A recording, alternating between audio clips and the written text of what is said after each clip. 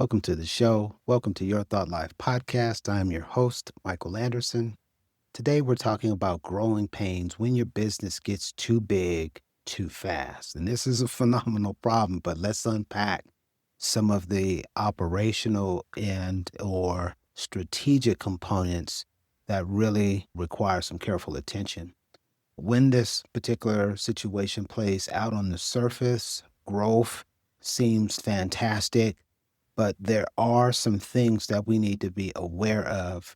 And our intent is today is to help you understand that when growth outpaces infrastructure, your systems, your business process, and your team's capacity, you could find yourself in a lane that leads to burnout, to chaos, and then breakdown within the team construct, all of which can be prevented. And we're going to just, in a moment, talk through how you go about doing that. But I want to share one more component with you before we start to really dig in earnest. Scaling without structure is like building a skyscraper on the sand. So if you get this analogy, your foundation must be rock solid. We're going to talk about how to navigate these growing pains with clarity from a strategy standpoint and intermingle some resilience so your business can thrive without crumbling under its own weight. First and foremost, family, the hidden costs of rapid growth can be really damning to a business. When you're in high growth mode, it's tempting to say yes to every opportunity, but unchecked expansion can lead to operational bottlenecks, misalignment of teams, and exhausting leadership. When any of these three situations play out, these are the telltale signs that we need to back up, take a deep breath, and reevaluate the structure of the business. Here's another nugget for you. According to a study by Startup Genome, over 70% of startups fail due to premature scaling, not market conditions and not funding. So as you can see here, the idea of really getting our hearts and minds around the strategy and how we are going to scale so that we don't burn out our teams, so that we don't have situations with leadership where it's just way too much, way too soon. The careful consideration must be given to that plan. And as I'm thinking about this, I've been fortunate to be at startups all the way through billion-dollar organizations. And it's not just startups that experience this. I've seen every level of business face this exact same challenge. And so whether you're a solopreneur, an entrepreneur, small business owner, or you're thinking about being a freelancer, all of these leadership types are going to have to contend with this in one shape or another. And so when you're establishing business, you've got to think through how you are going to scale, readying yourself with a phenomenal plan to address the growth issues and the scaling component so that you don't burn out your team is in fact the main idea. We don't want quality to slip. We don't want your culture to erode, and we don't want you burning out the key members of your team. So I think at this point, now that we've laid a very good foundation as to why we need to deal with this and what are the hidden so-called costs of growth, let's back into some science-backed strategies that have been proven by other organizations over time to be known good to prevent this set of circumstances, one of which is pause to systemize. Before you scale, you must first be scalable.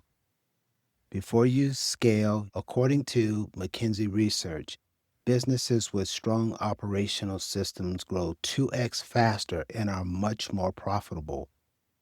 When you come to this particular part of your business plan and you're thinking through what growth looks like, and you're thinking through how you're going to scale, for you to do these effectively, you have to know that your business processes and how all of your business components interact with each other and one another are incredibly important. So much so that everyone must be in a stable place. There's a maturity that all organizations and sub departments, if you will, go through to achieve this.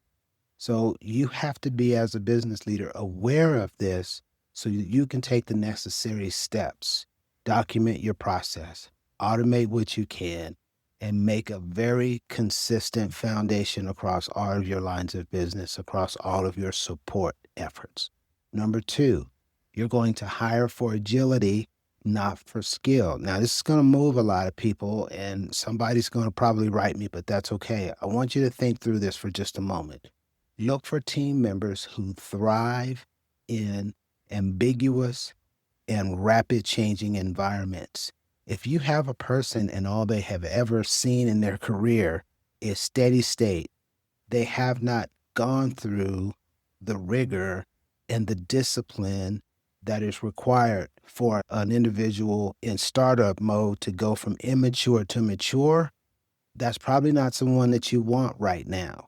Once you've gotten much larger and you've achieved stability, and now you're just rocking and rolling from an enterprise perspective, it might be okay to bring this person in, but not in the beginning. We're looking for people who are agile. We're looking for people who can ebb and flow as the business processes are being tweaked, refined, and changed. Studies from Harvard show that agile teams outperform traditional ones in fast-paced environments. Skills can be trained, but adaptability is gold. Number three, protect your culture. We spoke on this very briefly in our introduction. As your team grows, your culture either evolves intentionally or drifts chaotically. We have to prevent the latter.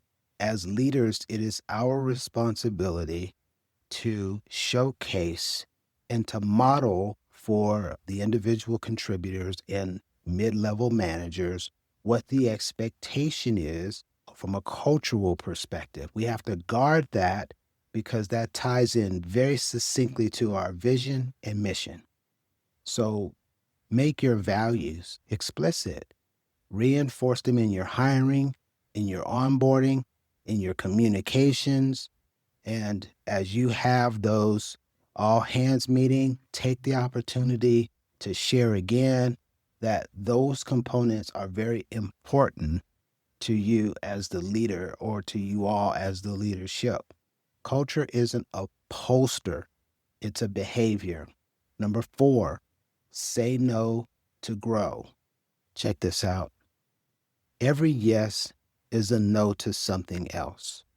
We have to calibrate and really gain an appreciation for what we are saying yes to and why.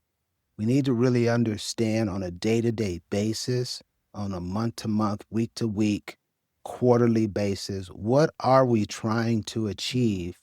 And do those yeses create for us the circumstances that lead to the outcomes that we have as milestones for the quarter? It's really that simple. Leaders who practice strategic restraint maintain focus and quality.